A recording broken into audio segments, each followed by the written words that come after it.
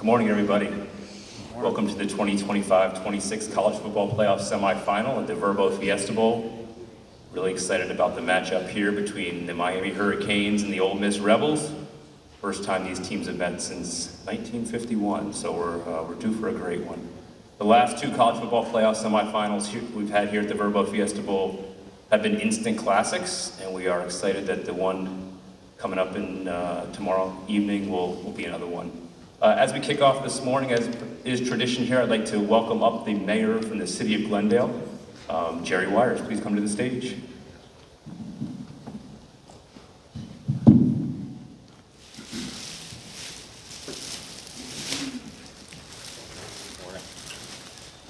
Morning. Morning. All right, gentlemen, I have fruit baskets from Shredda's Chocolates in Glendale, Arizona.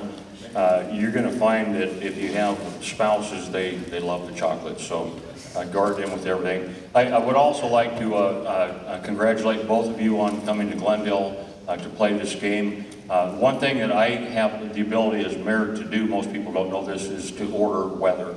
So I ordered rain for both of you to play in, so you feel at home tomorrow. So with that, I wish you the best of luck.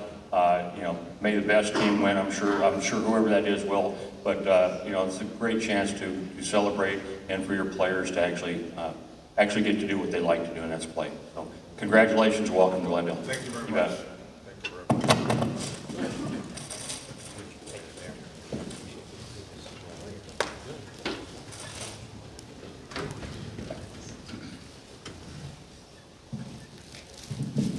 All right, thank you, Mayor. Before we get out to Glendale tomorrow, we're just going to spend a few minutes here with both of our head coaches from the respective teams. First, number 10 seed Miami Hurricanes come in with a 12-2 record, an impressive 24-14 win over Ohio State the other day. Impressive defensive effort. This is the 5th appearance for the Hurricanes at the Fiesta Bowl, first one in 23 years. Coach Mario Cristobal in his 4th season at Miami. He coached here in the Fiesta Bowl in 2021 with the Oregon Ducks. Coach, welcome, and why don't you take it away here? Well, again, thank you for having us, and good morning, everybody. Thank you for being here. Really very grateful for the opportunity and grateful to everyone associated with the Fiesta Bowl and welcoming us, and not only providing a great experience for our people, our fans, and our team, but also providing us with the resources and the amenities to continue to prepare so that we can play our best football. So again, very appreciative and looking forward to tomorrow. Thank you, Coach. The man to his left is undefeated as a college football head coach. There we go. With a 2-0 record here in the college football playoff thus far. Pete Golding led the Rebels to an impressive 39-34 win over conference rival Georgia in the Sugar Bowl en route to get here to the Verbo Fiesta Bowl. Coach Golding, the mic is yours. Obviously, Coach Cristobal wrote the script, so setting me up over here. But no, excited to be here. Excited the opportunity that our players created for themselves. Really good time at Ole Miss, playing against an unbelievable team with a lot of respect for Coach Cristobal and everything he's done throughout his career. Always has his teams ready to play, and a guy that I've admired for a long time. They're playing at a really high level, so we know we got a big challenge. We appreciate the Fiesta Bowl committee. They've been very welcoming since we've been here, and we're excited for a really good opportunity versus a really good football team. Fantastic. So now we're going to open up the floor for questions. We do have mic runners on either side, so if you please raise your hand, we'll call on you. We ask that you please identify yourself and your outlet before asking your question. Start on the far left over there, back row. Yeah, Brooks Austin with the Film Guy Networks. For both coaches, been a lot of talk about squeezing this playoff down. You guys just flipped around a 7 and 8 day turnaround, standard operations. Do you feel like you're ready, prepared, healthy, ready to go for this football game? Could you see yourself doing this potentially 4 times over, 7 days off in between each game?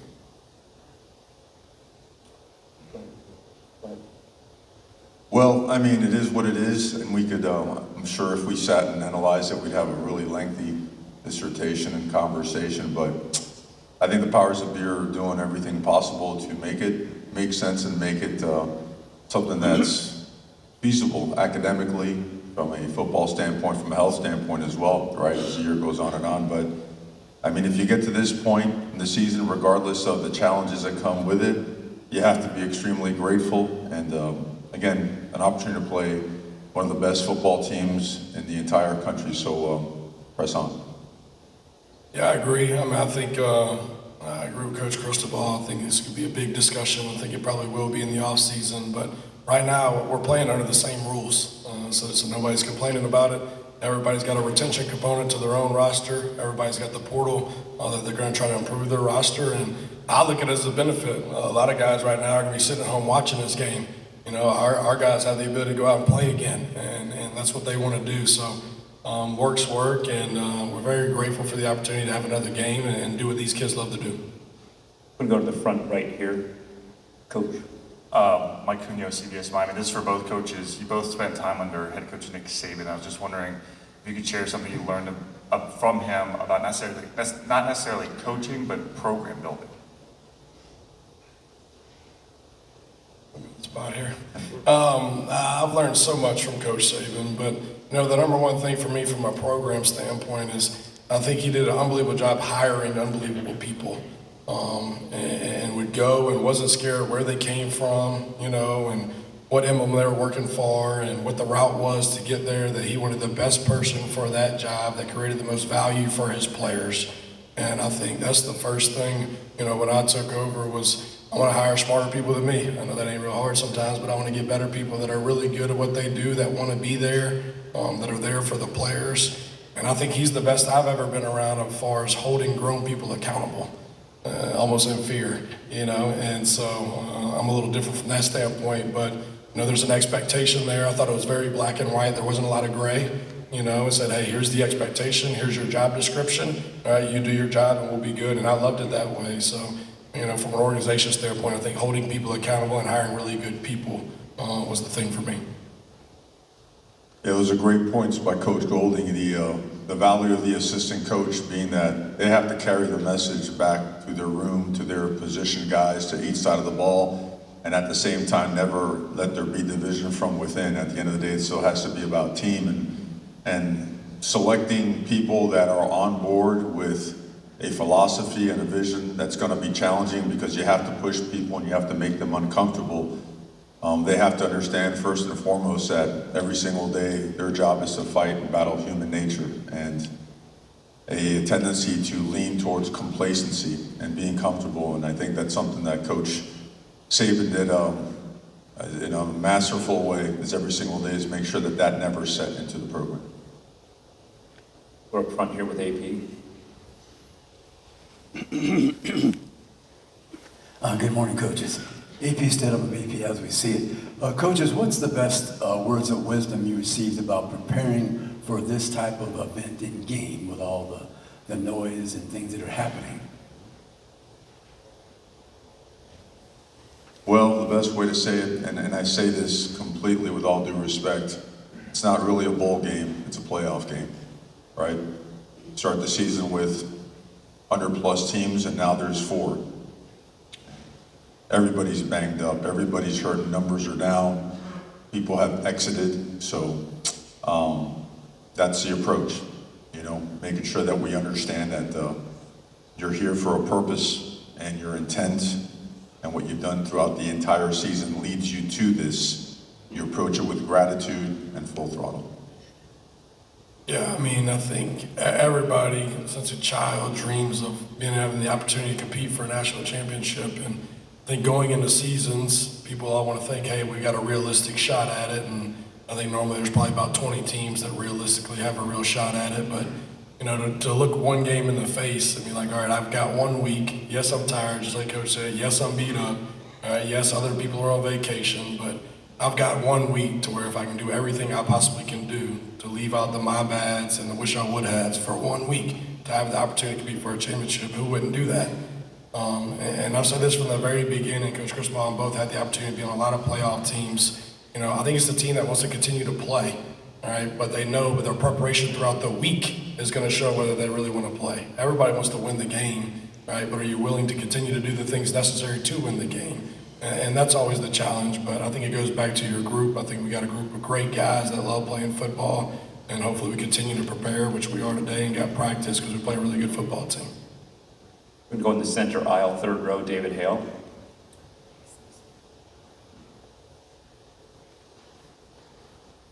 Hey Mario, you were pretty vocal from the minute you took this job that the biggest reason that you came back to Miami was just this sort of internal desire to see Miami back at a level that you had grown up knowing it at.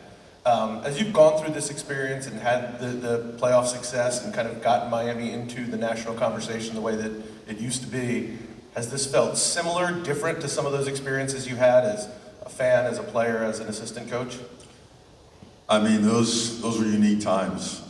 I firmly believe that those times, that era cannot be duplicated, right? It just was a different college football landscape. But it was awesome, and I was a nobody on an unbelievable team with insanely good Hall of Fame teammates. But the experience itself was an absolute game changer for myself and my mentality. It shaped my DNA. Everything that I believe in, my entire belief system was shaped and molded by what I learned during that time. And so it's been a 20+ year journey to return and not take Miami back, but move Miami forward. But we've progressed a bunch and we still have a ways to go. We've earned our way here and we still have to earn, every single play that the opportunity we have tomorrow night. So I don't know how to answer that question. Not yet. I don't think those things are really assessed, analyzed, and commented on until the season's over. But are we excited and enthused about the progress? Absolutely. And do we have a ways to go? We're not even close to where we need to be, but we're certainly excited to move forward and keep pressing on.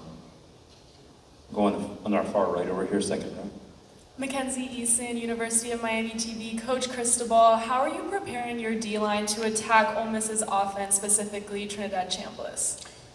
Well, again, Coach Golding and his staff have put together arguably the most dangerous team in the country, and they haven't been stopped, they haven't been slowed down, right? And football is an all-11 game, right? Settled by the 22 guys on the field, 11 on 11. And when you play great teams that not only are from a talent standpoint are an elite level, they have elite level schemes, they have great coaches, guys that really know how to game plan you, find your weaknesses and attack them. You have to be at your very best. Your communication, your ability to line up, to diagnose, react, and play fast are at a premium. So you have to prepare at your very best. Go with second row on the left-hand side. Jake Thompson, Ole Miss Spirit on 3. Pete, you mentioned it earlier, talking about having to do player retention and the transfer portal. You've had a very good start to both, especially retention in the past few days. Just what does it speak to the momentum that this program has still been able to carry moving into next season? I think it speaks to the whole community. I think it speaks to the administration. I think it speaks to the collective. I think it's been very obvious to me, even when I wasn't at Ole Miss yet, the direction that they wanted to go and what they were going to invest into it to get it there. And then I think when you hire good people and you recruit really good players, and there's vertical alignment from your chancellor to your athletic director to your coach, I think it's just a matter of time. And I think in the recruitment of it, I think that's been the biggest thing of recruiting the right type of people. I think the tape evaluation is pretty easy. We can look at the tape and know he's a really good player, but is he tough, competitive? Does he love football? Does he have a high football IQ? Because this window is really small to recruit players. It used to be coaches recruited for 2-3 years, right? And you get to know everything about them. And it's the girl at your high school. And now it's 1 weekend recruitment. All right, you never even talk to them. They show up on your campus, and it's like a free agency deal. So, doing that homework and make sure they're the right type of guys that want to be there, right, that are tough, competitive, and all that. But I'm just really excited for our school, for our community. We've done it in other sports, and to have the front porch doing it and creating that opportunity for the school has been awesome. But just more excited for our players. They put a lot into this, a lot of hard work. It's a team that we thought last year, we kind of screwed that up for them, creating this opportunity. So there's a little bit of the chip on the shoulder, and just really happy for those seniors and those returns that came back and invested so much to create this opportunity for this team. Go Michelle, front row. Michelle Gardner, Arizona Republic. This is for Coach Cristobal. We talked to Keontae earlier, and he talked about sleeping in the facility, and obviously other guys came and followed him. Can you kind of talk about his leadership and what that says about him as a young man, that he was able to take those two guys under his wing and kind of mentor them? Well, I can't speak enough good things about Keontae from the day he set foot on campus, and really his visit, his transparency, the way he articulated where he was at, you know, why he chose Miami. And mind you, he was a guy that I recruited when I was at the University of Oregon. So we knew each other for a long, long time, him, mom, everybody. But he has a very unique way about him. He's all about action. He's a man of action, backs up his words, but the time invested not only in his craft, but the time he invests in people and getting to know them, gaining their trust, being a guy that on a daily basis is gonna approach everything like a true professional. It garners respect, right? And certainly a commanding presence about him. So, and he backs it up on the field. And he's a guy that, I love the guy. You know, I honestly think he's been one of the biggest difference makers I've ever been around in coaching, and certainly happy for his success so far. He's really excited to play tomorrow. Go to Heather Dinich in the back on the right-hand side. Heather Dinich with ESPN. Pete, how have you managed to navigate through the chaos? Joe Judge said yesterday it's the most chaotic 4 days or so of his entire coaching career, while you also learn how to be a head coach. Yeah, I mean, I think every year is pretty chaotic. Everything creates, depending upon the time of the year and what's going on and all those type of things. I think no different in coaching and playing. I mean, you find a way. You're not looking for excuses, and you're not thinking about everything else. You're looking for solutions. And the coaching piece of this has been a big part of who's there, who's not there. Like, I come to Division II on 1AA. We got 6 coaches in Division II. You're the strength conditioning coach. You're the academic coordinator. You got a coach. I mean, I walk in the academic staff. The offensive room this morning, and there's 9 guys that have been here all year in there, and there's 4 more added. So there's 13 guys in the offensive staff room that 9 of them have been here all year. I mean, I think we got enough guys to be able to coach and know the system and do it the right way. So mine has just been trying to keep it as routine as possible. And that's been the whole thing the entire time. This is still the 2025 season, all right? And everybody done a lot of really good things to put ourselves in a position to be able to do this. And I wasn't trying to change everything. This is about finishing out the 2025 season the right way with whatever we have to do that. And I know at this point, this isn't week 4, all right? The culture's already been in place. The systems have been in place. I mean, the technique and all that's already there. Right, it's about the preparation at this point and getting your guys ready to go play. And our guys love playing football. And so I haven't looked at anything outside. We got a really good group of guys and men in that building that want to be there, that want to provide a really good environment for our players, and our players want to win. And so I haven't got caught up in all the other stuff. It's just whatever the moment is. If it's a game preparation, let's get ready to play the game. If we're recruiting, let's recruit, and let's try to recruit better than everybody else. And I think Oxford has speak for itself. Ole Miss has speak for itself. I think a lot of things right now in college football and recruiting, a lot of people recruit based on tradition, right? We recruit based on trajectory, right? A lot of these places, they can go show them Heisman trophies. They can go show them national championships. Nobody in that damn building want them, all right? So again, it's where's it at right now? What's the direction that it's headed? And so our guys see that. I think the recruits see that as well, so. Thanks, Coach. We'll go with Brandon Marcello on the left. Both coaches, it's a weird, wild time when you have a transfer portal open while you're trying to prepare to compete for a national championship. Do you guys have any concerns about, say, outgoing players from your program, maybe rival programs or in the semifinals or elsewhere, reaching out to them, trying to get even intel on your own programs as you try to win a national championship? Well, I think it happens all the time. And if we don't think it is happening, then we're kidding ourselves. But quite honestly, I don't blame the players. I blame the adults. We created the system, right? We're supposed to be setting the example, right? We're supposed to be setting the standard as it relates to everything. So when you create a system that has as many holes as it does, well then, shame on you if you're surprised by some of the results that come with it. So, but again, these circumstances aren't unique to just one program. We all are faced with it. And, credit to Coach Golding to take over a program in this landscape. And I don't think, again, I followed him for a long, long time. We've known each other a little bit, but followed him, and tremendous respect and admiration for what his work has been over the years, and knew he was going to be a head coach. But to be able to navigate all this during this time and still have the type of success that he is having, I think it's, man, it's off the charts, it's awesome. So we're all responsible to handle it and navigate and manage it as best we can. Yeah, I mean, I agree. Appreciate that, Coach. You have to say that. And I think it happens all year long. I mean, I read an article during the season. There was a high school in Texas, right? And they broke into their huddle account and they're watching their practice. I mean, it's competition, right? People trying to win, right? Doesn't matter if you're playing tennis or whatever. I mean, they're trying to win. So a lot of people will do anything that it takes to win in their mind, regardless morally what it is. So we always had to deal with that. And I think the player and the coach component's exactly the same. If you're a really good player and you're a really good coach, people want you. And they're either going to reach out to you or your representation whenever they have the need and try to get that thing ready. So I think that's been something that's going on for a while. But I think it goes back to the focus of the players and the coaches on the task at hand. And I think a lot of guys can take calls and do all those things. And that's been my message to the players the whole time. I said, look, guys, 2026, right? Let's figure out 2026, all right, whenever the last game is. And everybody's got a responsibility for themselves and their family. Are they in the correct position? All right? Or is there another place that they can go and increase their value that's better for them? That's everybody in every profession. But right now, you've created a unique opportunity for yourself and the legacy of this team.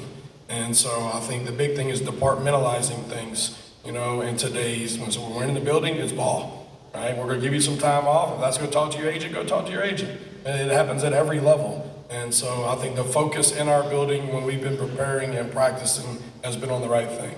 I think all the other things that we can't control, we don't concern ourselves with.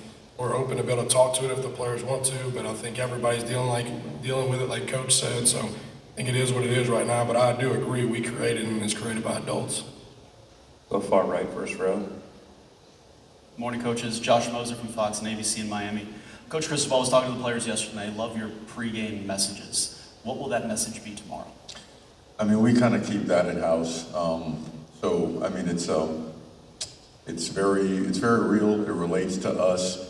But, you know, in a world where, and no offense to media, you guys do a great job and you have a job to do. But in a world where the media is so intrusive, you know, there's certain things that you like to keep private and really confidential within your team. And we'd like to do that, you know, with all due respect. This way, how far along are you in crafting that message? It's consistent and it builds and we work at it. You know, it's something that we believe in and, you know, we go at it. And, thank you. Yes, sir. I understand. Thank you. Coach Adelson. Coach Adelson from ESPN in the back row.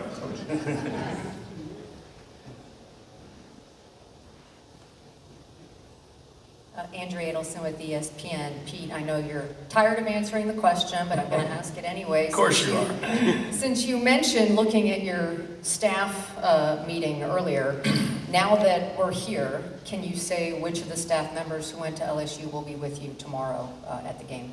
Yeah, so obviously John Garrison, we have our offensive line coach that we've had all year. Right? We have our running back coach, Kevin Smith, that we've had all year. We have our offensive coordinator who calls the plays here, and he's been here all year. Joe Cox is not here, and George McDonald's not here, right? Receivers and tight ends. And that's been something that's coming the whole time, right? There's been constant communication. They have another job that is paying them, and they have a responsibility. And at this time, the way the calendar is now, and I wasn't going to get into this, they have 35 guys that are in the portal. They have to build a team. So obviously, do they want to be here? You're damn right they do, right? But again, I mean, the situation that it is, right? They've got a job to do, and they've got to build a team where they're at. And where their window is right now, we've made it when it's in the semifinals of the national championship. But we could take a 2-week break in the season with a bye week and play a 1AA team with no portal open and not have to worry about retention of your players. But you get off of a plane at 3 a.m. and you got 6 days to play one of the best teams in the country, right? And you're trying to retain your own roster from going in the portal. Then you got to do visits because you got from the 2nd from the 5th because you got to be out here at the 5th, right, to get official visit in, right, of portal guys. Okay, on top of guys that have taken other jobs at other places that have to build the portal. So to answer your question, yes, we've got plenty of people. Chris Lowe. Hey, Chris with On3. Mario, Pete, if you both could weigh in on this. One of these teams is going to win their first national title in almost 25 years since the Canes last one and in some cases maybe the first ever. What do you think that says about the changing landscape in your sport? And do you expect to see this continue to be more the norm and not necessarily exception? What? Sure. I think it's important to address the fact that tomorrow the University of Miami and Ole Miss plays each other. The national championship is several days down the line, so I think all focus should be placed on tomorrow's game. Yeah, I agree. Obviously, we take one at a time. But to answer your question, I think every year is going to be dependent upon the staff that is put together and the players that you recruit. Are you able to hold them accountable? Are you able to stay healthy? There's so many components, right, to any sports on being successful. But stockpiling players, is what you're talking about, right? I think there's they want to play. I don't care how much they play. If they don't win, it's no fun either, right? So I think places now are about the opportunity to come in and compete while still having the ability to compete for a championship. And I don't think that's a lot of places. And I think Coach Cristobal has created that. I think there's about a dozen places around the country that have created that. But that's going to be new every year based on the job that people do and how hard they want to work. And I think that's another thing to me on this calendar. I think, somebody was talking about the other day, all 4 guys left that worked from Coach Saban at some point. Is that right? All right, well, if you're going to work for Coach Saban, you're going to work your ass off. All right, and I know right now, the way the calendar's set up right now, you better be ready to work. And I think that's a testament to those people, but also those programs and the players within it. But right now, I think it's really the teams that are willing to outwork everybody else and willing to do the things necessary and obviously have the budget to do it. We got time for a few more. We're going to go second row. Connor Emery with CAF Sports. Coach Golden, this question's for you. November 30th, everything changed for you and your team when Lane Kiffin decided to leave for LSU. And a lot of people didn't think you would be here right now at the national semifinal in the Fiesta Bowl. So what is your message to Lane Kiffin, to all those who maybe have given up or lost hope, and you keep proving them wrong as you're here right now in Phoenix? Yeah, I don't have a message for anybody else. I think our team had a message. They had a message about how they prepared and how they play, and that they weren't tired of playing. And I do think the message is, I'm replaceable, you're replaceable, our players are replaceable, right? I think you want to build a program to where it's heading in the right direction, and one person, one player, or anything like that's not going to derail that. There's been too much invested in that, and it's been aligned correctly that one person is not going to impact something so drastically. If it is, it's probably not built right. Right? If one coach in any sport can determine the outcome of it, he probably doesn't have a very good staff, right? I mean, if one player can determine the outcome of it, we probably didn't recruit and create the right depth, right? Or we didn't prepare him and be ready for his opportunity. And it's a team game. I mean, there's so many people that go into it. So the timing of when it happened, in my opinion, it couldn't happen at a better time for the players because everything was already in place. Like, everything was on the track. It's headed the right direction. We got really good players. Right, there's already a culture created. They knew the expectation. The only thing that was different, who's running them out of the tunnel. And to be honest with you, I don't think the players give a damn who runs them out of the tunnel. All right, does it make sense? They care about their plan. They care about getting held accountable, right, and how they're going to prepare. And they care about people that care about them, right? And I think that's been the message our players have created. But I don't have shit to say to anybody else. Third row. Brown jacket. This question's for Mario. This is Jake Garcia with 12 News in Phoenix. You mentioned how transformative of a time it was playing at Miami when you did.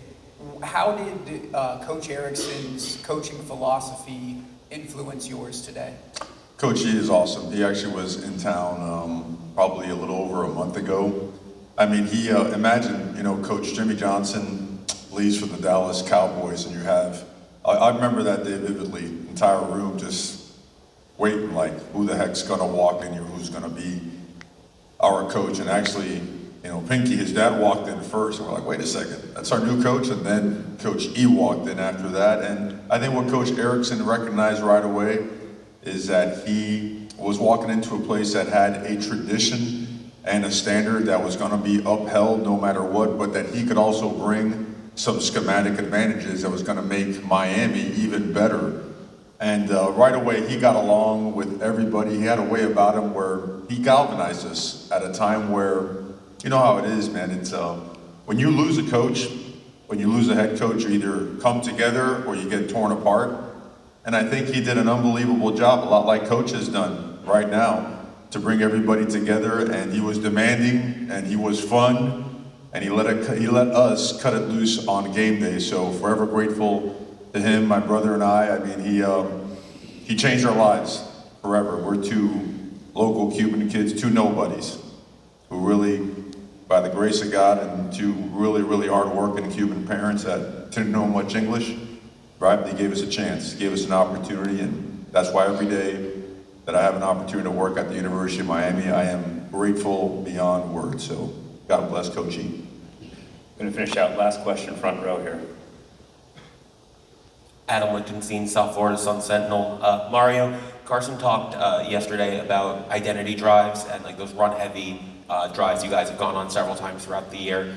Just how important are those long, run-heavy drives where you're able to control the game? How important are they to control the game and also kind of boost the team's morale?